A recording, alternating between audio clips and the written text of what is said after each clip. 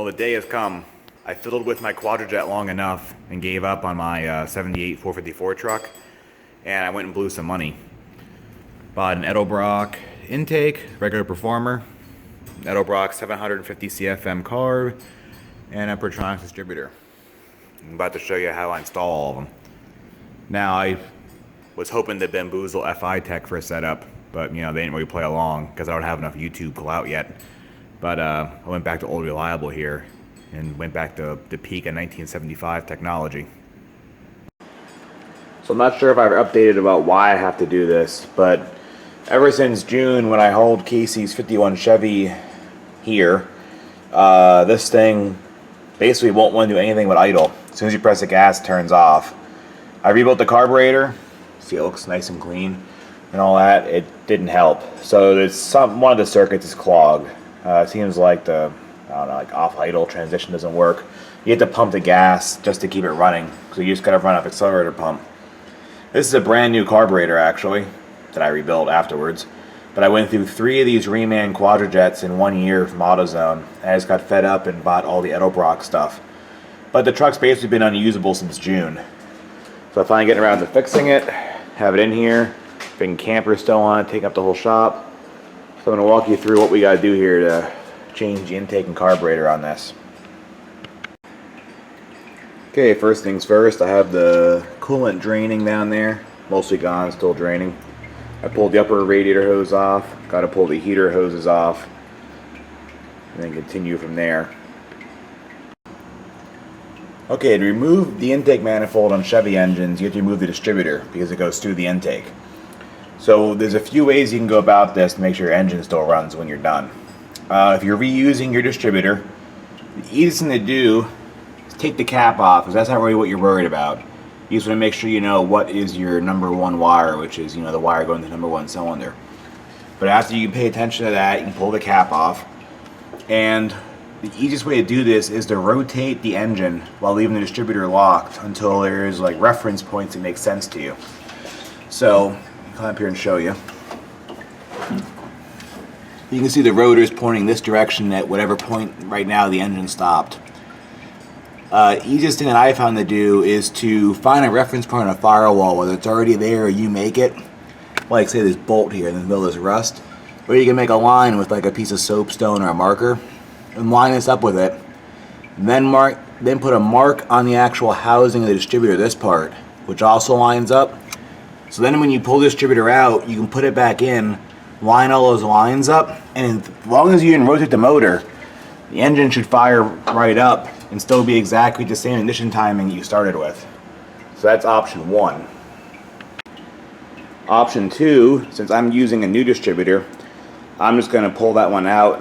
But first, I'm going to rotate this engine to top dead center, which means I will pull the number 1 spark plug out, which is down behind the AC compressor on this motor, and wait till I feel compression coming up. Then I know it's at least approaching or near top dead center. Then I'll pull the distributor out and re-stab the new one in facing the number 1 spark plug wire, and then at least will be enough to start it. And then from there I can use my timing gun to actually, you know, base time the motor. Okay, I took the carburetor off. I got the accessory brackets out of the way for the AC and the alternator because those bolted to the intake. Had the fuel line just loosened. That thing I'm going to try and just actually cut this fuel line and put the filter here, and then run hard line up to the carburetor or something. I got to take the brake booster line off yet because this thing twisted, screwed. Wouldn't fit the other carburetor anyway. And then once the distributor is out, then I can unbolt the intake and make a mess. Took the bolt out of the distributor and the little clamp down here, and since you marked it, now you can pull it out.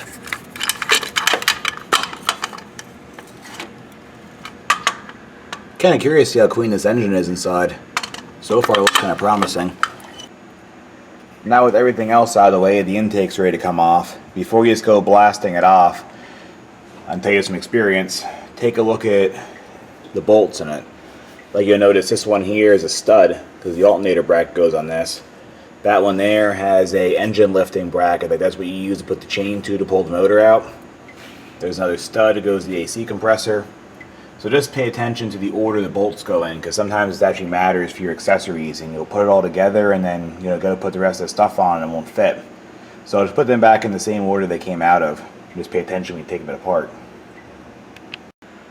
Okay, I got all the intake manifold bolts out. Now you gotta try and crack the seal on this intake that's been on there for 40 years. So you can take a pry bar and try and get in, here somewhere where you're not gonna bend the valve cover or break an ear off. Or you can take a flathead screwdriver and try and find a nice seam like in there and tap it in. Go over here and keep working it around. Eventually it'll just pop off. Okay, I got it broken loose. I had to use the old screwdriver and hammer trick. But I'm not going to be able to lift this stupid 80-pound intake off while holding the camera. So unfortunately, you guys are going to have to miss out. You'll just see the results. There it is in all its majesty. Not missing intake and carb and other such things. So here is your peanut port, what they call big block Chevy. Peanut port is because they call the ports are small in size compared to the regular oval ports. All these still look pretty big compared to small block or anything else. This motor's actually pretty clean inside for being from 1978. So now I just got to clean everything up and then prep the new intake. And here's the new intake. Edelbrock Performer, just the regular Performer, not the RPM or anything. And you can see I painted it because I'm like that. I didn't even paint a Chevy orange. This is actually Chevy blue. This is what they used, I'm not sure the years off the top of my head, but I'm going to say roughly like 76 or 78 on until like the very early 80s where they went to black. But eventually, like as you can see in the 70s, they got away from the orange and went to this kind of pale blue. But I got this intake over the RPM or the air gap is because it's, well, first of all, this is the closest to the port size of this motor. I think it's still slightly bigger than the peanut port heads, but it's a pretty close match. And it's a low RPM intake because this motor does not really, sing up that high on RPM. So this is more than adequate for it. Should give it a boost of torque compared to the old intake. The one thing that's really noticeable is how short this intake is, like from where the gasket surface is up to the top of where the carburetor goes, compared to this one. This is where they get that term high-rise intake from. So that's more plenum volume. It might get a little boost in power. But I have to clean up the engine and then get some gaskets and stick this thing on. Just clean the intake mounting surface up, the front and the back, and the actual intake flange where it goes to the head. So now I just get to lay down some intake gaskets, some RTV, and bolt the new intake manifold on. Okay, I have all the intake gaskets set up. I put a bead of black RTV in the front and the back. The gasket set comes with little thin flat rubber gaskets. A lot of V8 gasket sets do. I know especially small block and big block Chevys. I don't use them. Most people I talk to don't use them. They just put the RTV on instead. Seems to hold up better. Those rubber gaskets can actually like blow out of the ends if you have some crankcase pressure. I also put some RTV on the water jackets or the water ports on each end of the intake. And same thing, I've never had it leak. I've seen other people do it. Some people disagree with it. But at the very least, it holds the gaskets on the heads because these gaskets don't have any kind of locating pins. So if you don't have something to hold it on, you won't have like the bolt holes line up. You'll have to kind of fight to put the intake on. So I have all this all set up. It's regular RTV, not quick drying stuff. So I have a little bit of time to mess around with it. So I can lower the intake on and get the bolts started. I've also cleaned all the intake bolts up on the wire wheel on the grinder. Got all the rust and goop off of them. And I've experimented with a few different things to seal those because oil will actually come out of those if you don't put sealant on them. This is the stuff I've had the best luck with holding up. I've tried RTV, I've tried like the purple high-tech gasket stuff, I've tried liquid thread sealer, and all of it seems to start leaking after, a few months to a year. This stuff I had the best luck with. Someone else might have something else to say about it, but that's what I'm going to put on them to seal them. Okay, I have the intake bolted down. I have the new distributor back in. This is a Pertronix, just stock HDI replacement. Figured while I'd have the intake out, I just put a new distributor in it, because the one in there, I'm sure, is the original one to the truck. And it kind of looked like it came off Titanic with how much corrosion was in it. But yeah, all the bolts are tight. Put this EGR like plate on it. This is for if you're using a carburetor with a heat choke. but I'm not. And thermostat's on, this little bypass hose is on. And I'm just had to modify the throttle linkage a little bit, but the stock throttle linkage will fit on this carburetor. It's kind of nice. And then here I am painting some of the brackets and such. Here's the new carburetor. It's a 750 CFM Edelbrock. Nice thing is that the factory little adapter went in the back of the Quadrajet. Fits right into this, the same thread for the power brakes. I'm going to have to make a new pipe going to it though, because I broke it.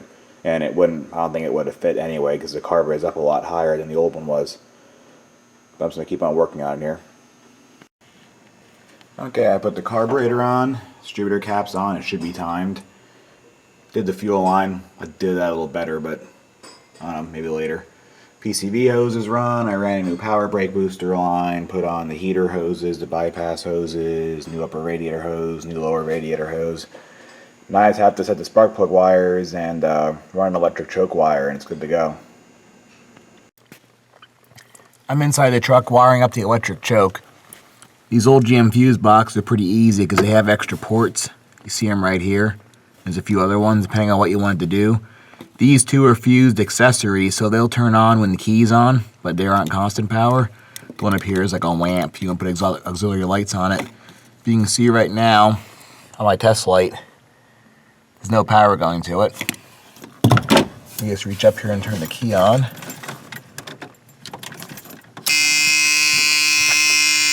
You see now there's no power going to it.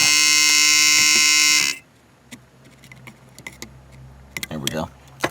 So that's where I can put the electric choke wire to. Okay, I have the electric choke wires run. The ground I just ran back to this screw right here. They used to come like that from Edelbrock. I don't know why they don't anymore, because that's why it has that little ring terminal on it. Just go back to the one of the body screws like that. To get you a lot more wire than you need. I remember they used to just loop the thing like right to there. But I don't know, whatever. The positive wire I have going into the factory harness and then up across and then through a hole someone already blasted in the firewall, and I just showed you where I went in the fuse box. I'll show you why I had to do this, why I had to run an electric choke compared to the old setup. Here's the original Quadrajet, and it doesn't have any kind of like really choke mechanism on it. This thing had a thermal choke, which a rod went to the linkage right here. You can see just opens and closes it. I have the old intake down here, I'll show you. So here's how this thing worked. There's a passage that goes from here under the carburetor over to here, and exhaust flows through this from head to head. And it heats up this spring. And as this spring heats up, it moves this rod, well, it just fell out of there, but it moves the rod up and down, which opens and closes the choke. So this thing never had any kind of provision for an electric choke. This setup actually works pretty good, but you know, now I see why I had to wire up the Edelbrock.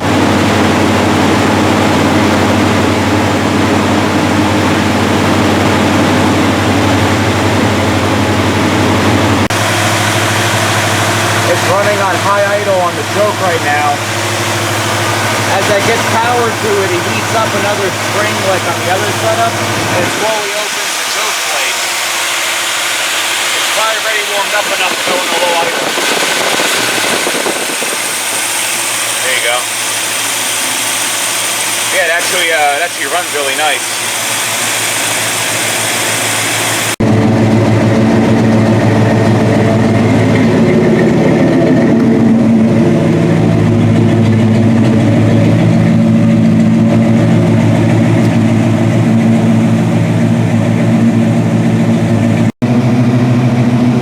Everything looks good here on the gauges. Truck still runs pretty nice. Well, it runs much better now with the new carburetor on it. So now, I don't know. The truck actually runs again. I'm happy. Hasn't been running since June thanks to flaky carburetors. So now once spring comes, I can use it to tow my other junk around.